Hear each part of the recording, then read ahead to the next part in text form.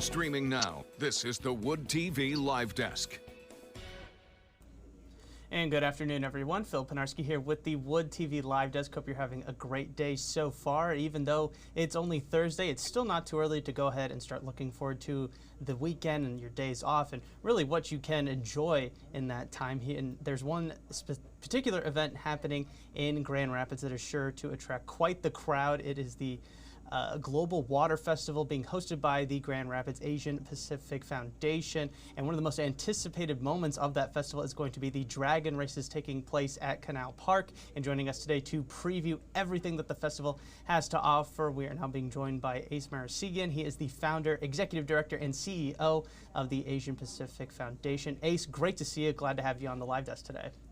Hey, Phil, thanks for having me today. Of course. Now, obviously, we all want to talk about the dragon boats. It's going to be a very exciting event this weekend. But I first want to just talk about the Global Water Festival in general, you know, everything that's going to be included in it and really kind of how you guys got to be a part of it and really hosting the event. So, Phil, in 2019, or actually in 2018, I've been telling the team, like, hey, I want dragon boats in the Grand River. Would be a great sight to see if we have dragon boats just racing in the Grand River. It's going to tie into our foundation. It's going to tie into the many cultures. But then we said, like, you know what, that would bring so many people together. So in 2019, we were like brainstorming, and finally in 2021, we brought in the first ever Global Water Fest here in downtown Grand Rapids. But you know, it's just such a cool thing to do. You know, we want people to race together, to be together in a boat, because you know, if we could row together, you could just do so much together. You realize that you're like so much in common. Right. Absolutely. And I guess, you know, just you mentioned it a little bit, Ace. Would love to just pick your brain a little bit more just on the importance of having a festival like this, specifically here in Grand Rapids. You know, Phil, dragon boat racing is something that's been going on for a very, very long time. But it's now an international sport. You know, like look at the bigger cities like Chicago, you know, Lake Orion, like those bigger cities that host the dragon boat racing. They attract so many people from out of state internationally. And so what I can see happening for Grand Rapids is we might be attracting like people from all over the world just to see and actually race in our beautiful Grand River. I mean, that would be a sight to see, right, Phil? Right, absolutely, couldn't agree more. And those dragon boat races in particular, you know, I'm sure people watching maybe have a lot of questions regarding what exactly is a dragon boat. I see a couple of them behind you there. You're down at Canal Park, taking everything in, kind of planning out for the rest of the weekend for those races. Tell us exactly what a dragon boat race consists of. So really, a dragon boat looks like a big canoe, but there's a dragon head and in the front. We don't have it right now because we're trying to make sure it's safe for Saturday. And there's also a dragon tail. So the whole boat consists of 20 paddlers, 10 on each side. And there's a drummer that keeps the beat. And then there's a sternsman in the front. It can get pretty intense. It could. I tried it out yesterday with a team, and when I woke up this morning, I'm pretty sore. Right. Just don't have enough energy or practice probably. But it could get pretty intense. But what we're trying to do is, like, you know, introduce this sport to Grand Rapids. And so what we're doing this year at Global Water Fest, we're introducing community paddling. So you don't have to have a team.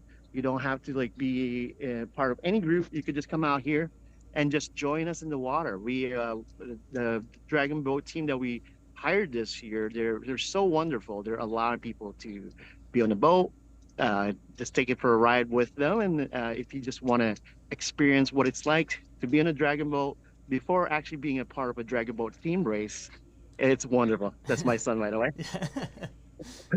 And Ace, you know, obviously it is a great way to kind of introduce the sport, having this festival and giving everybody the chance to at least try it out. But there is a competitive edge to this. There are grand prizes for the winning races. For people that maybe just kind of want to check it out and maybe want to watch from afar, you know, what's the best way for them to really engage with this festival and also kind of learn a little bit more about the dragon boat races? So if you want to be involved and just want to get to know our organization, our website is GRAPF, GRAP as in Paul, F as in Frank.org. That's where we have all our events that happens all throughout the year. But you will on our website, we have the Global Water Fest that introduces all the things that we're going to be doing this weekend, including free paddleboard lessons from 4 to 22, and also the competitive edge or competitive competition that we have for the global Dragon Boat racing. The winner gets $1,000 for their team, but the winner also gets to decide where 1,500 will be donated to. So which nonprofit that Hmm. deserves the winning prize. So it adds a really different type of competitiveness, but it's all like about what can we do to give back.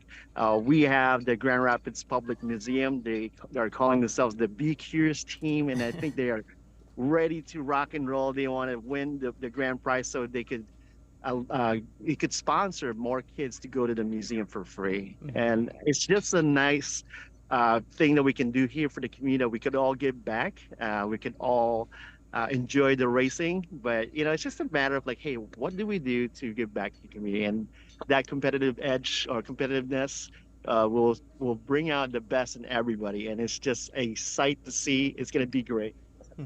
See, you want to go over there? Well, if that doesn't make you want to head on out to Canal Park this weekend for the Dragon Boat races, I don't know what else will. But Ace, before we let you go, we'd love to turn the floor over to you and let you have the final word. Why should people head on down to the Global Water Festival this weekend, and especially checking out some of these amazing, amazing Dragon Boat races?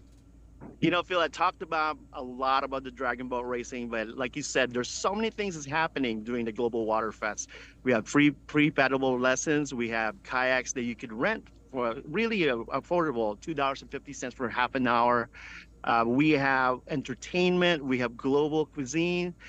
We have so many things that we're doing. So at 8 o'clock, we're inviting people to come out and help us clean the Grand River. 9 a.m., we are doing the ceremony, what we call the Awakening of the Dragons. And there's a competitiveness to it, but there's also this aspect of like bringing people together. So at 5:30 on Saturday, we are inviting everyone to the community luau, and that's where we all get together and just enjoy each other's company.